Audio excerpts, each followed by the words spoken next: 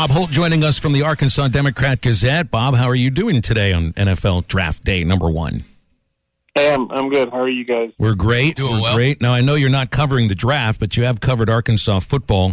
And Treylon Burks should be a first-round pick today, probably in the back end of it. There are some mock drafts that have him going in the second round, but you know he's going to go at least sometime, probably in the first 35 picks or so. People have questions about Treylon's ability, apparently, just because of speed. Covering him for the last couple of years, and really this last season, where he just emerged as such a dominant college wide receiver. How do you see his game translating into the NFL? I see it translating really well.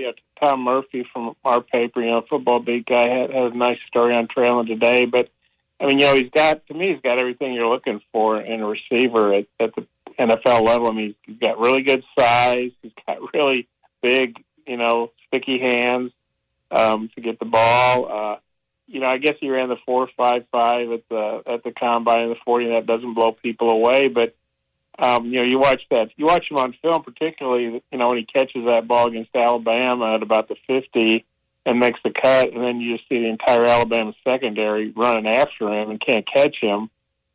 So, Bo Embry, I thought his coach had a good quote in Times story today about how, if they'd given him the football, on that 40-yard dash, and had some guys chasing him, let's see if they catch him, or something to that effect, or you're tell him he's running to the end zone. I think there's guys that do, workout stuff. Some guys are like All-Americans workout.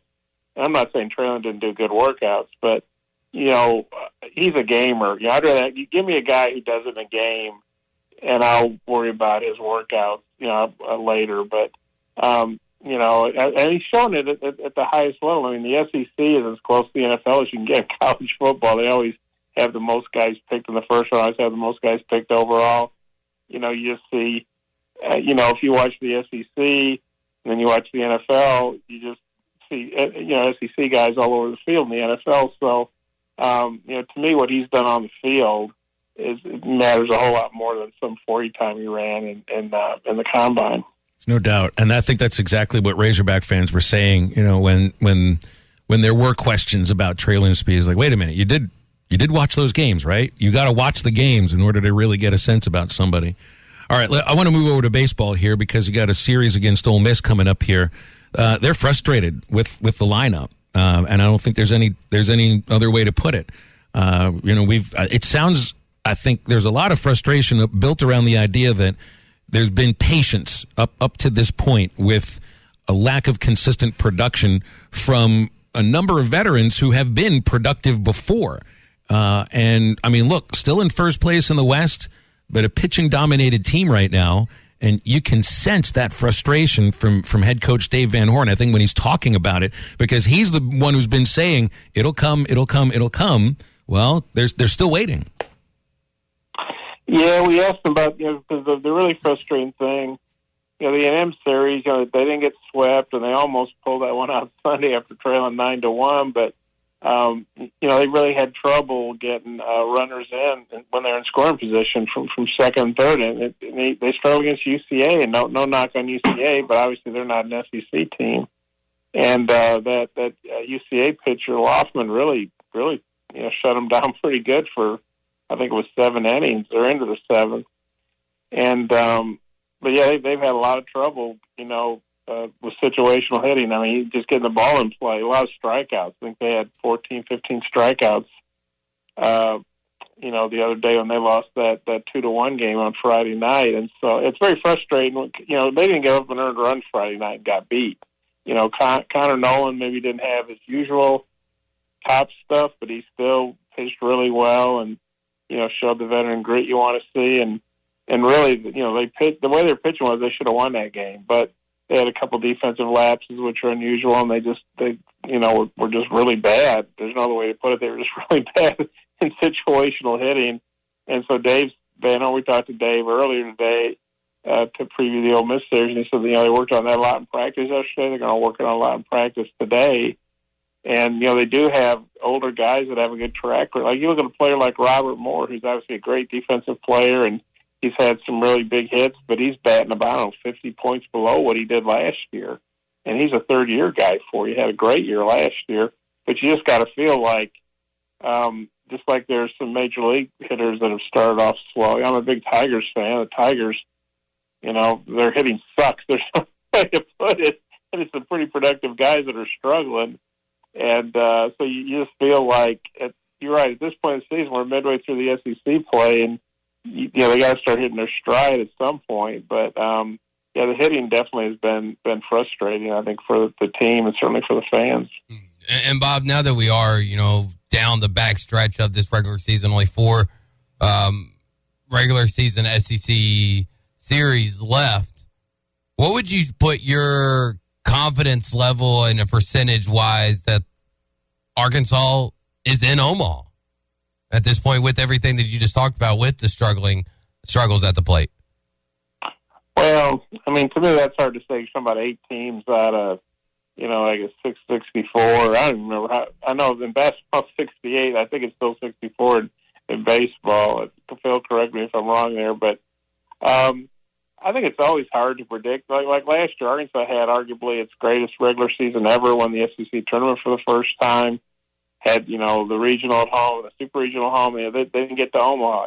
You see it in basketball where number 1 seeds get beat in the second round, or in the round of 16, or in the Elite Eight don't make it to the Final Four. Obviously, the College World Series like the Elite Eight, but I think Arkansas definitely has what it takes to get to Omaha. I think the big thing for them is going to be continuing to play well, win an SEC series, win in the West. If they win the West, I'm pretty confident they'll get a home regional, and then if they were to win that, they would get a home super regional. And that's the way they play at home. That's so huge. Now, I know they got beat by NC State in the super regional last year, and that happens sometimes to teams. It's happened to a lot of really good teams. They get upset at home, but I like Arkansas's path to Omaha a lot better if they can keep it and going through Fayetteville.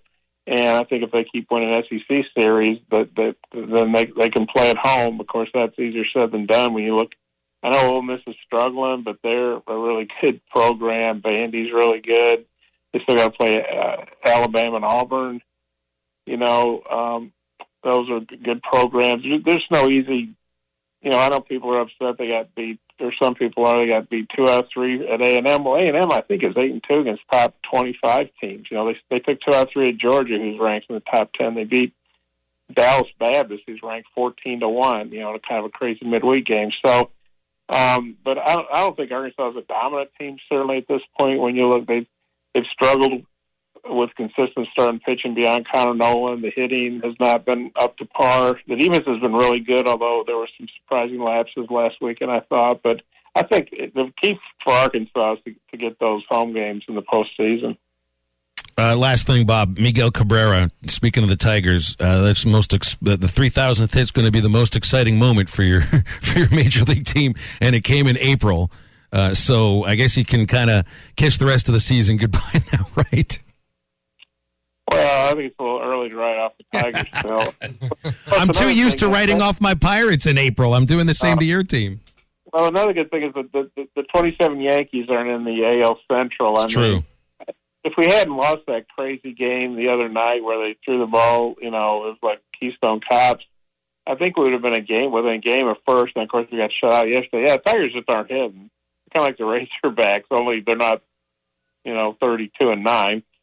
I wish they were. I think they're 6-10 or something. But that was great, Cabrera, to see him get 3,000 hits. I guess him and Aaron and Mays are the only 3 players that have 500 home runs or more. Obviously, 3,000 hits and 300 career batting averages. And I think Cabrera, he doesn't have the power he once did, but I think he's a DH now, and if he can stay healthy, I don't see why he couldn't bat close to 300 again. Maybe even at 300, 310 or something. That's his lifetime average, I think. But yeah, that was a cool moment. I got to see it because, I knew MLB Network would be tracking the game. And of course, they beat Colorado 13-0, and since then they can't score any runs. So they scored too many in that game. Maybe there was a letdown after Cabrera's 3,000 hits, but hopefully they'll get going. And, of course, Casey Mize is on the DL right now, or whatever they call it these days. I still call it the DL. But Javi Baez, was on the DL. He's back. So the good thing is I think we're in a pretty mediocre division, so hopefully that'll help. Bob, we got to run. Appreciate you. Thanks for hopping on today. Okay, you guys take care. Okay, Bob Holt, Democrat-Gazette. Got a whole scouting report there on the Tigers. Yeah, that we did. Yeah, Miguel Cabrera, a guy who, that list he just mentioned, 500 home runs, 3,000 base hits, 300 batting average. 3,000th base hit is a ground ball single to right field. That's what he is right now, though. I mean, he has 2 extra base hits. You got to think this isn't fresh faced Miggy back with the Marlins. It's not 20-year-old Miguel Cabrera. No. Winning a World Series that rookie season. And that was 20 years ago? That's right. Yeah. That's exactly right. It was 2003. By the way, he's been all around these milestones. He came into the season right after he'd hit his 500th home run last year.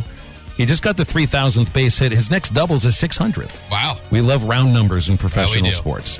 We love to wrap up the first hour of halftime, and that's next. Is your number one source for all your betting needs, sports info, and odds. Find all the latest sports developments, including this week's odds for the Masters Championship and the start of Major League Baseball season. BetOnline is your continued source for all your sporting wagering needs, including live betting and your favorite Vegas casino and poker games. It's super easy to get started, so join today. Learn why everyone is saying BetOnline is the fastest and easiest way to wager on popular sports and games. Bet online, where the game starts.